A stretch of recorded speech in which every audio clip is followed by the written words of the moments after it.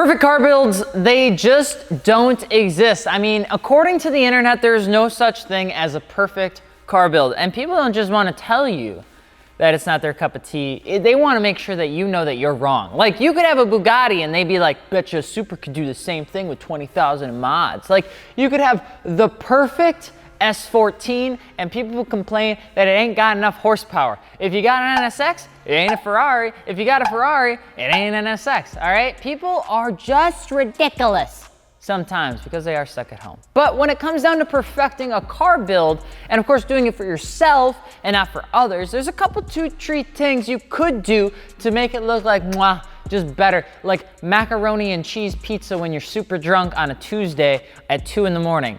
Maybe not a Tuesday because that's frowned upon now with everybody going back to work. Or they could be like the perfect funfetti cupcakes. I'm Alex, AlexZFI on Instagram, and today we're gonna be chit-chat-a-lacking about some of the small things you can do to make your car build just perfect. And of course, if you're looking for aftermarket wheels, tires, or suspension, be sure to hit us up over at fitmentindustries.com where we literally have it all. I have a sleepy in my eyeball and it hurts. And I'm about to be sent to another dimension. There are stars. Oh, that makes me so concerned. And of course, we literally do have it all. You know, like wheels, tires, suspension, BC coils. I mean, yeah. And if you haven't yet, don't forget to subscribe so we can keep making banging videos like this. Tip numero uno, okay? Listen up. This is a good one. This is one I learned the hard way. It's pretty sweet. If you're looking to perfect your build, start with your glass, okay? Windows, headlights, taillights almost always seem to be a missed opportunity to clean up your build because I don't know why, but we just sometimes forget about it. Restored headlights and restored taillights, windshields, and all that good stuff are huge for your build and clean up the overall look of your car completely. I have not done that yet and it irks me every day. Clear coating, ceramic coating, and all that good stuff will tie your build together, especially when you have clean, blocky taillights, because there's nothing better than having super clean headlights. Lexus LS400s take the cake in terms of restored headlights because they just are so big, they're so beautiful, they're so clear, they're so blocky. Honestly though, clean up your glass, it looks insane, it looks great in photos. Clean up your headlights, it makes the car look new. It's like the #1 thing that'll make your car dated is having bad headlights. Another good way to perfect that good old dirty build is honestly, now hear me out, I know this is gonna sound simple, but it's not, okay? It's gonna find out what doesn't match on your car. If you're going with a Batman theme, you're probably gonna have some black, maybe some gray, okay, on there. And you're gonna have some, maybe a little pop of color somewhere else, maybe the calipers. Awesome. But if you got pink dice in the rearview mirror, chrome lug nuts, you got purple valve stem caps, and this weird, like, phallic looking shift knob, a red steering wheel, and spray painted side panels, we're gonna wanna maybe calm that down a couple 2-3 minutes. They have things called color palettes. And if you're looking to actually dial in a car build, and if you're trying to wonder why something may not be feeling like it's all the way there yet, take a look at your color palette of your car. You should be able to break it down between 3 to 5 colors on the car that all kind of fall within each other with maybe 1 or 2 accents. It's all a constant theme or colorway throughout your build, which will actually help keep the consistency, which I know plenty of popular builds follow if you go out there and look at a couple of them. Now, keeping that theme, even the type of carbon weave can make a difference if you're really looking to get dialed in. Having things like a 1x1 weave throughout the whole car will look super clean and actually almost give it like an OE factory look. And if you carry that 1x1 weave from the front of your car all the way to the back of your car, it will look absolutely intense. Now, if you don't do that, it ends up looking like this, and then you gotta figure out parts to get that done, all right? You'll see plenty of builds that even take quite a bit of time. TJ Hunt's RX-7 is probably one of the best examples of detail for purpose in a build. Everything about that car is extremely well done. But TJ Hunt also has, you know, like a lot of people that can help get those parts, especially the rare ones or difficult ones to get a hold of. And we may not have access to those same things. If you're trying to do the same kind of styling or quality styling while on a budget, it actually isn't too difficult. Keep your painting, your assembly, your powder coating, etc., all of that stuff, do it all at one time.